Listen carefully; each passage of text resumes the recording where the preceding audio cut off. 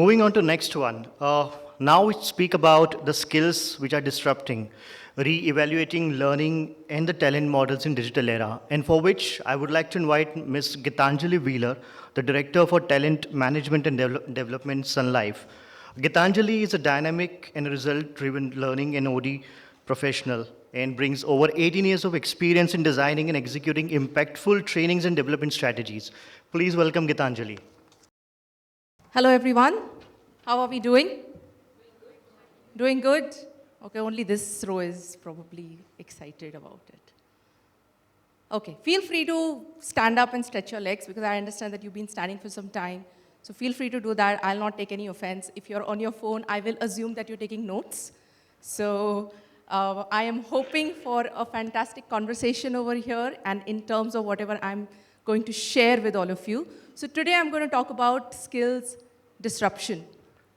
Now let me set the context for the next 20 minutes by giving you a sense of how I have structured my presentation. And I just have 3 simple words for you on the screen, which is facts, learnings, and actions. Now when it comes to facts, these are not hidden or my proprietary data. This is available out there in the public domain. You will find them in reports, in articles, in trend pieces.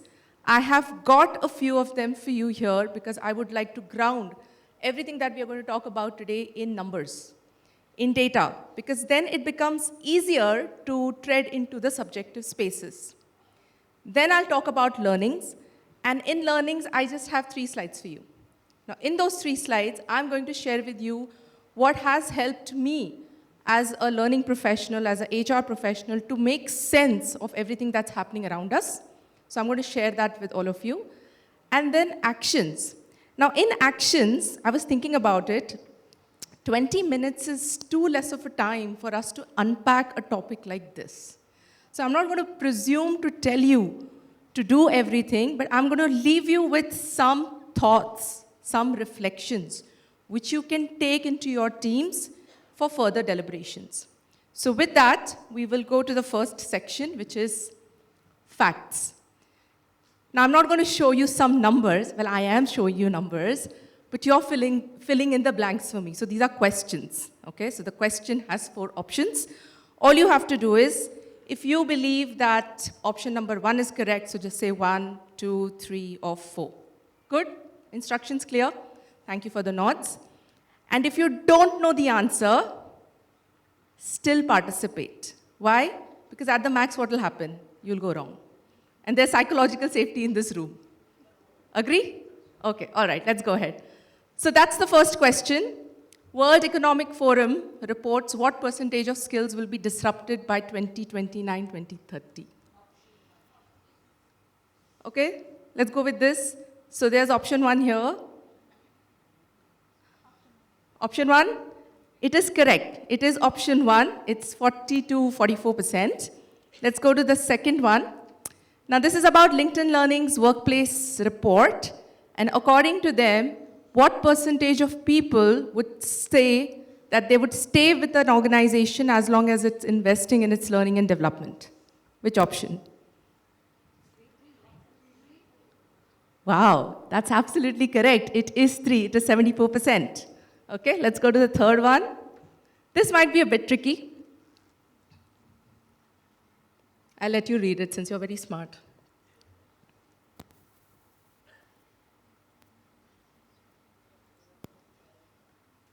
Okay, 3. I can see 3, 4. Okay, for all those who are saying 4, read the statement again. Is it possible? Is option number 4 possible? That's a googly. Option 2. Did you see my slides earlier by any chance? She is absolutely right. It is option 2. It is 1.2. It's 1.2 million. And finally, if you were listening to the earlier speaker, you would know the answer to this question.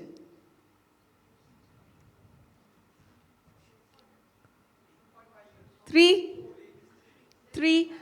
Okay, here there's a bit of twist. It is option 3 and 4 both. I'll explain how. Option 3, which is less than 5 years, is for a non-tech skill, and for a tech skill, it is 2.5 years. So good one, right? Now, with all of those facts, why did I put them? Because it's important for us to remember, at least it's a big wake-up call for myself to say that there's a lot to learn as this space is evolving in itself. So that brings me to my next section, which is learning. Now, in terms of learning, the first slide that I'm going to show you is about the fact that the learning industry is indeed poised for disruption. This is a beautiful representation from Josh Person. You all have heard about Josh Person? No.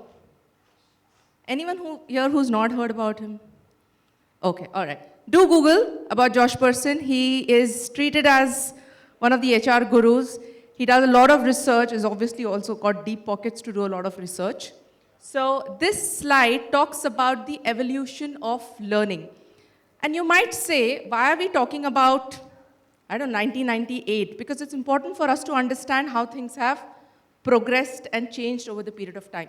So first and foremost, you had your LMS, of course. Now, from an LMS perspective, that is right now still your core infrastructure.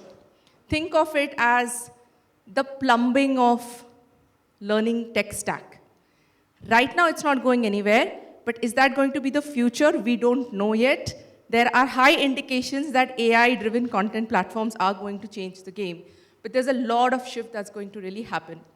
Now, as people started putting a lot of courses, catalogs on these platforms, what changed is, how do you make sense of so many courses? That's when we started aligning courses to roles. And that's how your second leg that you see, talent-driven learning, came into picture. Then the third one is where you had the YouTubes and the Facebooks and a lot of other social media that changed the way people consumed content. Then LMS became even harder to go ahead and use.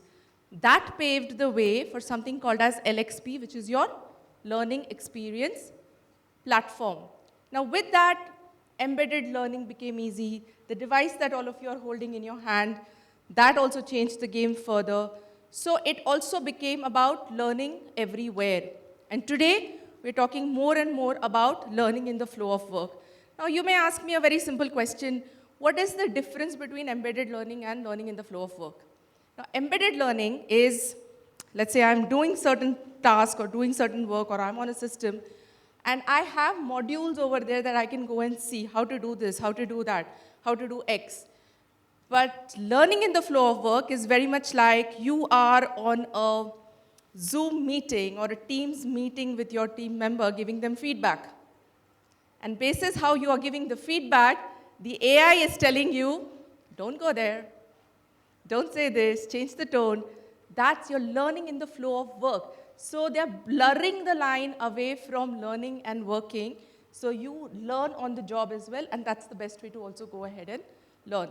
Now with AI, that's going to change the game completely, right? You've heard about skills engine, you've heard about skills taxonomy. All of that changes the way we are looking, breathing, and evolving and developing. That's the crux of this slide. Now, I do believe that the organizers are going to share the deck with you. When they share the deck with you, and you get your hands on this slide, you see Josh Person written over there. If you just click on that, it will take you to the article, which is pretty deep. And I really believe that it's one of the best written pieces on the change that is impacting. With that, let's go to the second one.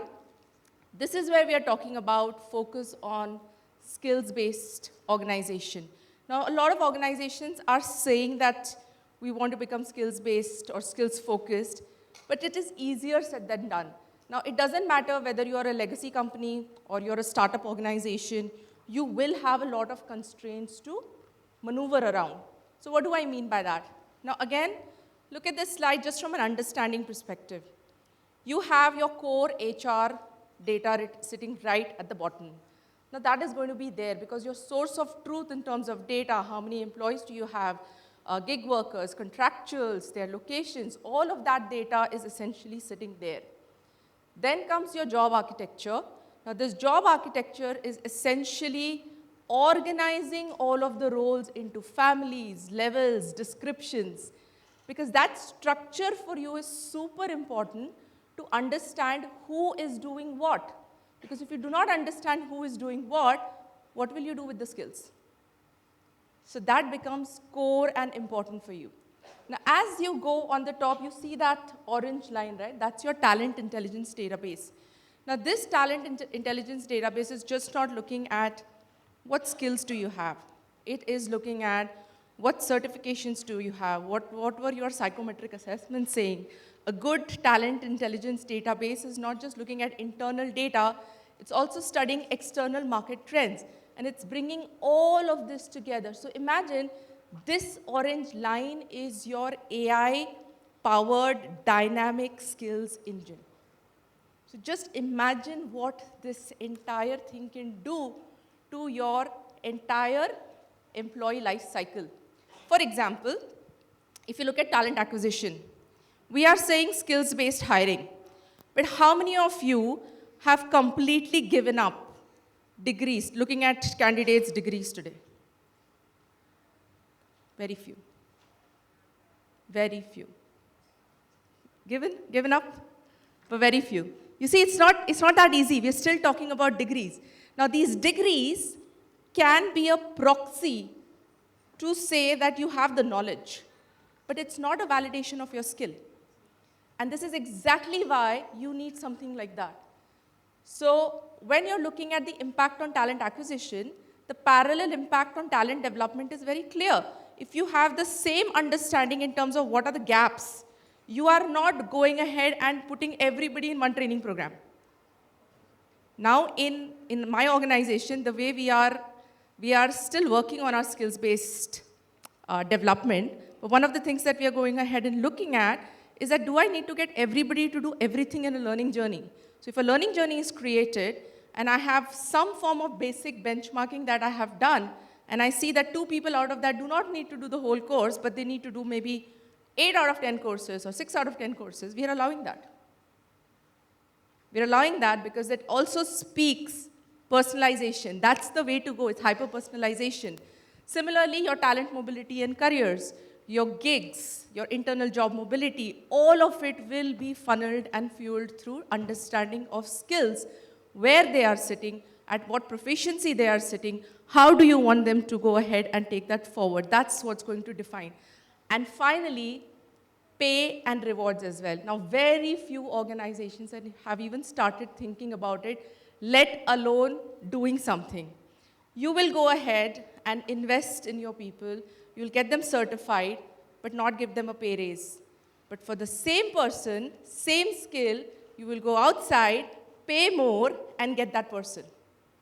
That's the reason why organizations are also hesitant about investing in people, because they say, we don't want to become exporter of talents. But how about losing them within than losing them outside? So these are some thought-provocative questions that I'm going to leave you with to answer, to ask for yourselves. And again, I have included the link. One of the things which I have not covered in the interest of time here is how Josh Person says that the way AI is going to change the entire game for learning is he's equated that to driverless cars. And it's a beautiful analogy. So I'm going to encourage all of you, when you get the links and everything, please do go through it. Okay, moving on. Keep an eye on skills of the future. Now, what do I mean by that? This is a screenshot from World Economic Forum, and I don't know if it's not readable, right? Okay, I'll read it out for you. On the extreme left-hand side, up this screen, this quadrant is your emerging skills. That's core skills for 2030. Then you've got out-of-focus skills here, and then you've got steady skills. Now this, when I looked at this for the first time, and you might have seen this on LinkedIn or maybe on your Insta Shorts or something like that, but what this reminded me is that this is a shifting landscape. There are many big fours who publish quadrants like this in terms of technologies. I remember seeing IoT, Internet of Things, once upon a time in a quadrant, and now nobody's talking about it, or it's got really evolved. But essentially, this is a reminder for us that the landscape of skills is always going to be in a flux. Now, it is your responsibility and my responsibility as professionals to decide what does this flux mean for me, for my people, and for my organization. Do I have a good understanding of what are the core skills, which are future skills? What are the emerging skills? These are the skills where I might get differentiation or opportunity. And what are some of those steady skills? Now, steady skills are like your workhorses, which do not get high mention, but they are important. They are valuable skills. Now, what's that blend that you must definitely have in your kitty, in your focus area for your organization? So that's what I would leave you with. And finally, the actions. And in terms of actions, I'm going to just say 3 things to all of you. First and foremost, zoom out.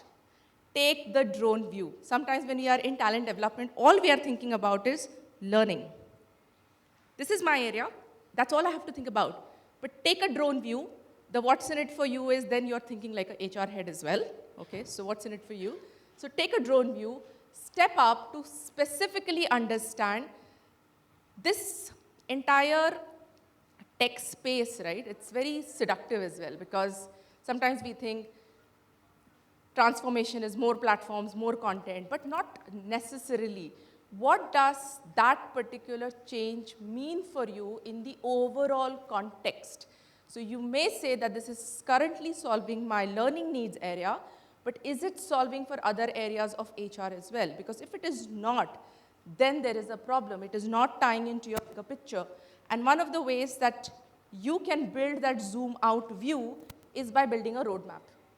The moment you talk about roadmap, you will have to answer the questions of what is phase 1, what is phase 2, how is this going to pan out? And the clarity will also come in very clearly. Act with ownership. I'm saying be frugal and be focused. Please treat the organization's money as your own money. Would you do it if it was your own money? That's really the question to go ahead and answer. And being frugal does not mean that we are being stingy. Being frugal means that we are understanding the ROI. And I get it. See, I'm a learning professional first before being an HR professional. I know that you can't put ROI on everything. But I know that you can experience ROI. Even if you are able to change that experience for your business, for your employees, for your colleagues, that also matters a lot. And finally, stay curious. Many a times I see, and guilty as charged as well, when I go to forums like this, I'm thinking, what am I really going to learn? With 20 plus years of experience, what am I really going to learn? But if you change your perspective and say, what can I learn that I did not know? Even if that was a small little perspective, it will change.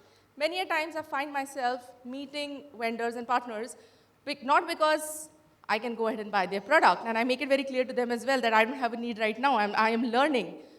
But we leave each other better than we found each other in terms of just informing, educating each other. And whenever I need something, then I know who to go to. That's not the time when I'm really helter-skelter running for people or the partners, because I also understand how partners behave. So that's essentially what I wanted to share with all of you. And I hope I have managed to keep your attention intact. With that, thank you very much and wish you all a lovely day. The good part is he did not ring the bell for me. Because you managed to finish in time. That was the objective. Thank you. Thank you so much, Geetanjali. It was an amazing. Question. Sorry, I forgot questions. No, that's okay, fine. Yeah. Yes. Thank you so much for the session, Geetanjali. It was wonderful hearing you. Basically, using AI for L&D is a recent topic, and I'm still Using AI for? learning and development interventions. Okay, L&D. Okay. Huh. So it's a recent shift that we are trying to make in the organization, and I'm still trying to strengthen my understanding on this topic. So can you give me some instances or like some short case study or whatever to help me understand how I can take it back to my team? Okay. Very basic. I'll give you a very basic example, okay? We all go for communication trainings. Yes? Communication training, email writing. Sometimes the emails are very curt, they are either very cold, and if it's an escalation email, then we are managing emotions, right? Ask your participants to go ahead and write whatever they want to, vent out in that email. and then put it in. So like, for example, we have a ChatGPT version of AI for ourselves. We go ahead and put that email in the search box, say, change this tone or the tone of this email to make it very professional, assertive, making a point, remove all the emotions, and see the output that you get. It's also about enabling them to use it in those places.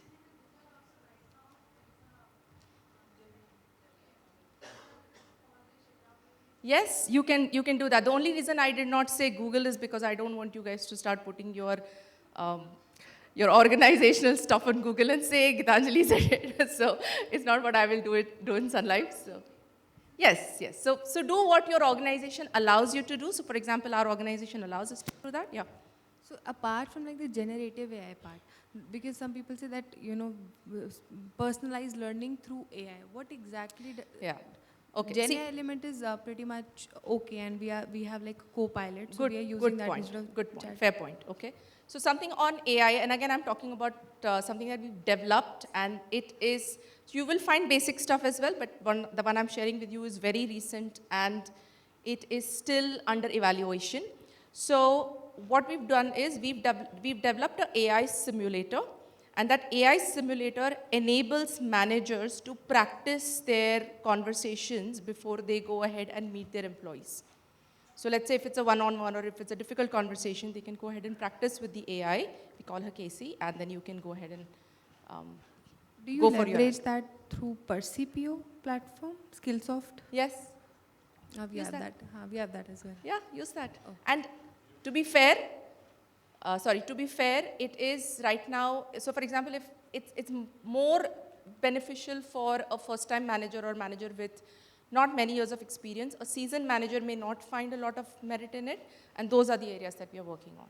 Thank you so much for answering. Sorry, was somebody saying here? Something?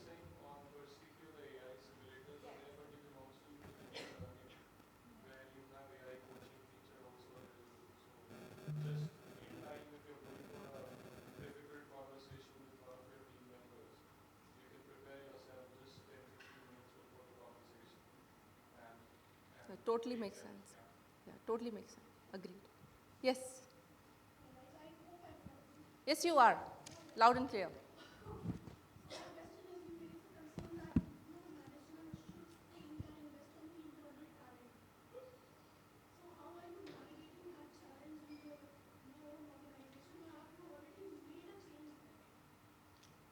We are always work in progress. We never say that we have arrived.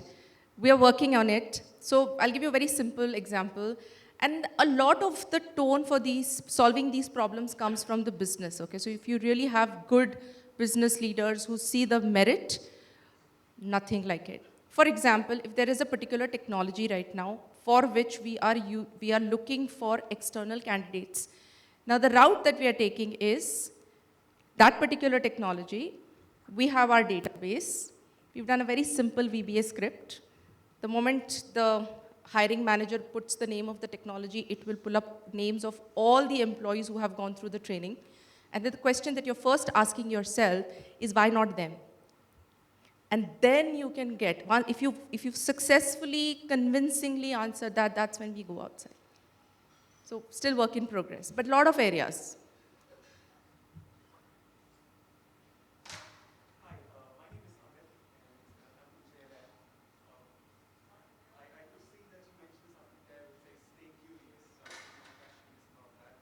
Say that again. I mentioned about? Stay curious.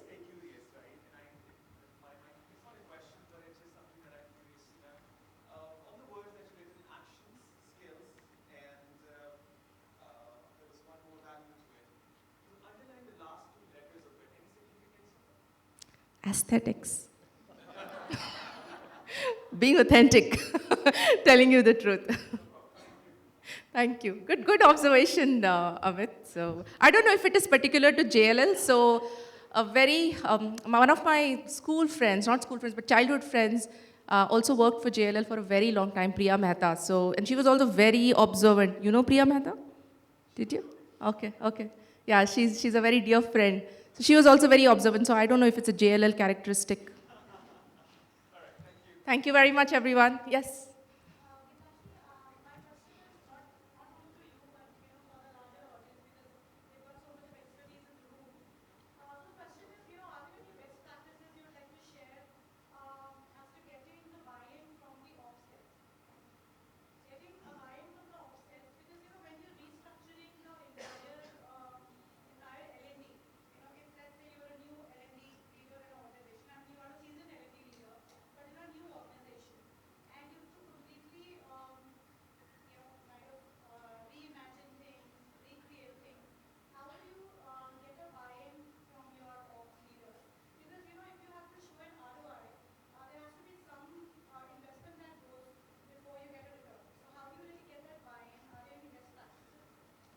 Okay, she's opened the question for everyone. I'm sure there are a lot of experience here. I have my own personal experiences, but how about I step down and hand over the mic to one of you?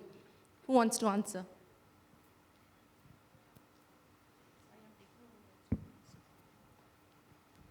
So I think, see, in this AI era, skilling your employees is going to be one of the main things, because the way the jobs are becoming obsolete, and she also shared, we can clearly identify skills which can be completely digitized using AI, whether in-house chatbots or you want to use outside resources. So there are numerous charts which we are going to show in our deck next, which shows you that, okay, these are the skill gaps. And if I'm linking these skill gaps or skill inventory to my KPI, I don't even have some of these skills. So either we buy, build, or automate. And it clearly will even calculate that ROI feature, that if we are training our internal talent, how likely we are going to save money on it. So I know I'm a finance graduate. I talk money, even if I'm into L&D business. So we are going to show you numerous charts that's going to help you to get your board on board for skilling.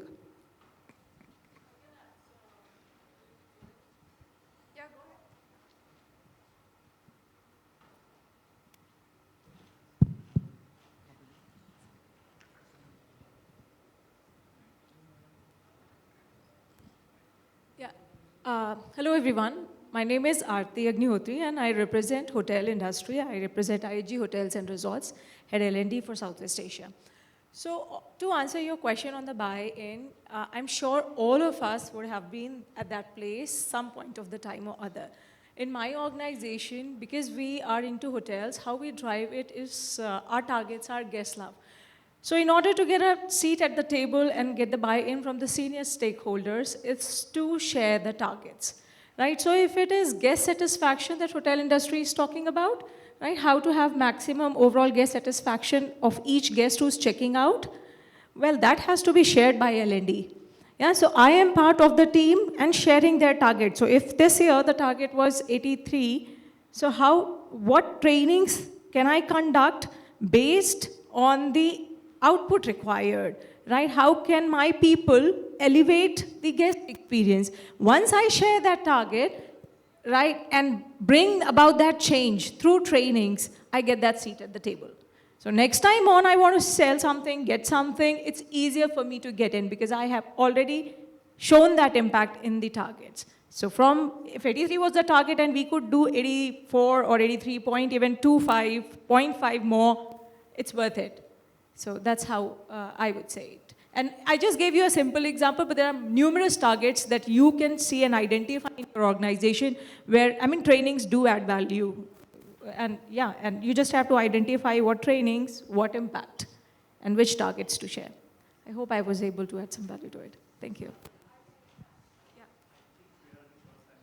Okay, we are running short of time. The only other thing, see, you will get a lot of answers in this room. The only other thing that I'll give you an extended dimension is sometimes it's also about the person that you're dealing with, okay? So while you might bring a lot of logic, if the person is not willing to understand that logic, then you will always face that trouble. In that case, opt for coaching for yourself to crack that nut head. Okay. Yes, please.